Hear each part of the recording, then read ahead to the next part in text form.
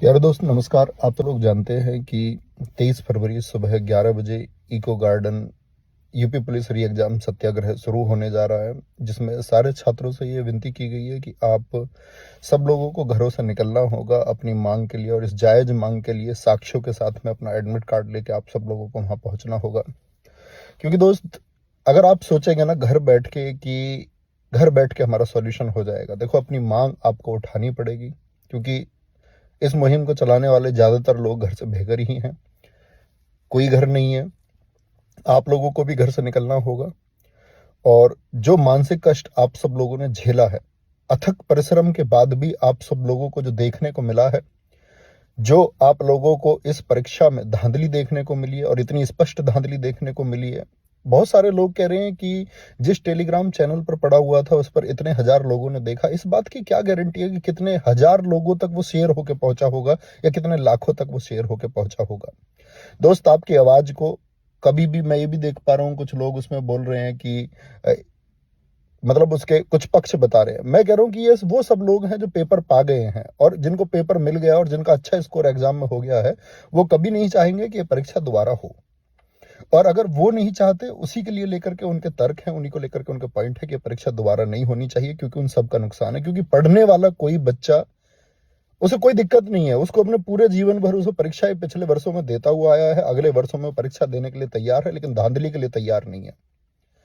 बाकी विवेक सर ने आप सब लोगों को कल वीडियो में बताया, उनकी वीडियो को जाकर के उनके चैनल पे भी आप देखें, उसको शेयर करें कि किस तरह से ये आंदोलन चलेगा।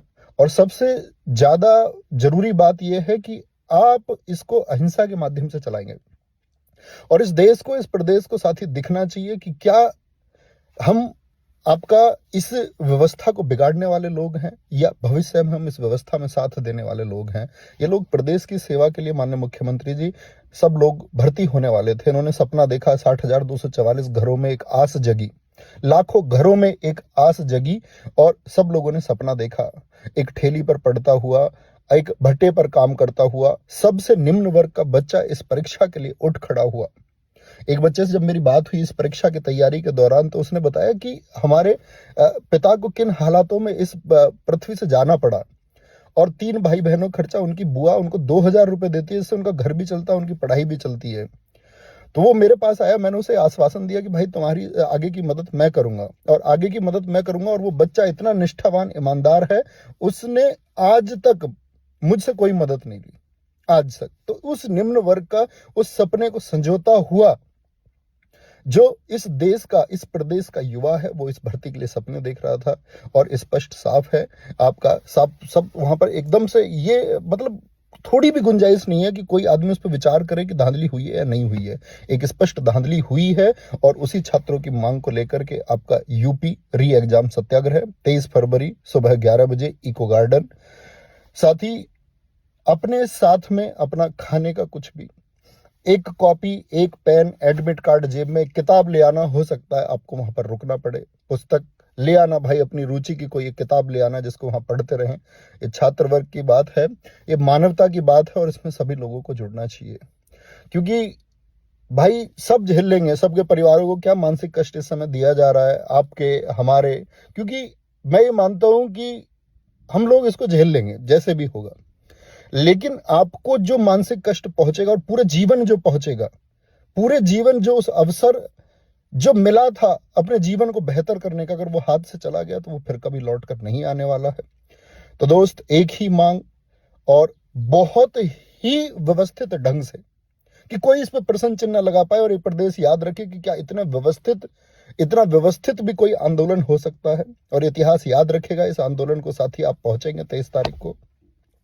और इसके बाद मैं आपको बताऊं कि मेरे इंस्टाग्राम पर, क्योंकि दोस्त और बाकी चैनल पर वीडियो नहीं आ सकती है, चैनल का एक्सेस हमारे पास नहीं है, ठीक है। वो वीडियोस वेरीफाई हो रही हैं कि कौन सी वीडियोस पे जाएगी या नहीं जाएगी, वो एडमिनिस्ट्रेशन के मतलब परमिशन के बाद ही वहां चीजें जा रही हैं। और इसके बाद भी हो सकता है मेरी तरफ से आपको यहाँ मैसेज मिले कि भाई इस आंदोलन में मैं साथ नहीं हूं, या किसी भी तरह का, तो आप उस मैसेज को झूठ मानना।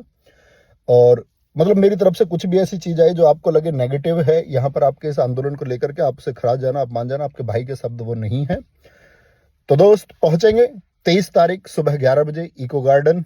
बाकी विवेक सर की वीडियो जरूर देखें, आप सब लोगों के लिए सब कुछ दांव पे लगाए हुए हैं। सारे टीचर इसमें आप लोगों के साथ हैं, सारे अध्यापक लोग इसमें बात कर रहे हैं। हर प्रत्येक व्यक्ति, मैं पहली बार देख रहा हूँ कि आपको लेकर के सब एक साथ हैं, कंधे से कंधा मिलाकर के सारे अध्यापक वर्ग। Target with Alok Ravi Tiwari sir, आपका विवेक सर, इसको आप लोग जानते ही हैं कि उन्होंने अपनी जान जोखिम में लगा करके इसके लिए वो कितना कुछ सह रहे हैं और आप लोगों के लिए सबसे स्पष्ट रूप से बोल रहे हैं।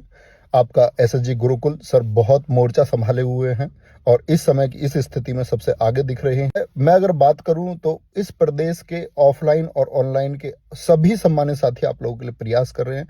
तो साथी, अब जरूरत है कि आप जाग पाएंगे, नहीं जाग पाएंगे। आज सुबह भी नोटिस आया, सुबह के नोटिस में भी आप लोगों ने देखा होगा कि वो कह रहे कि 23 तारीख तक आप अपने जो भी प्रत्यावेदन है उनको भेज दीजिए। बोर्ड अच्छा डिसीजन लेगा, आप छात्रों के हित में डिसीजन लेगा।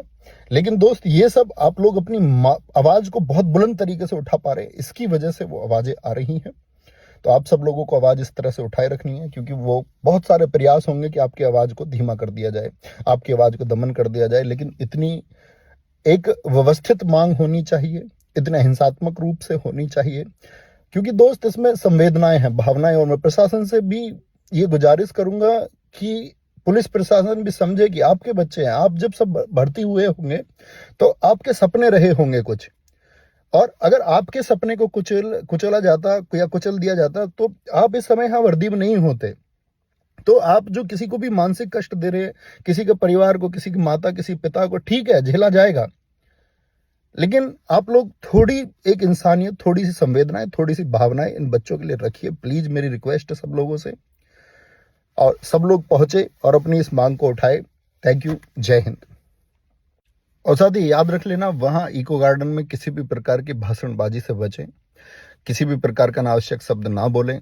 जो आप लोगों को लगे 10-20 बच्चों में जो अच्छा बोल सकता है, अपने तथ्यों को अच्छे से पेश कर सकता है, सभी प्रकार के मीडिया का, अपने जितने भी यूट्यूब चलाने वाले स्टूडेंट्स हैं जो अपना चैनल बनाए रखते हैं, ठीक है, उन सभी का स्वागत है। सारी मीडिया से बड़े अच्छे से, विनम्रता से सब लोगों से बात करें, अनावश्यक कोई बात ना करें, ठीक है। और वहां बैठिए और पंक्तिबद्ध होकर वहां बैठना, ताकि सब लोगों को दिखे कि इतनी संख्या भी क्या पंक्तिबद्ध हो सकती है। हाँ, हो सकती है साथी। ये मेरी आप सब लोगों से हाथ पैर जोड़ करके रिक्वेस्ट है कि आप इसको सफल बनाना।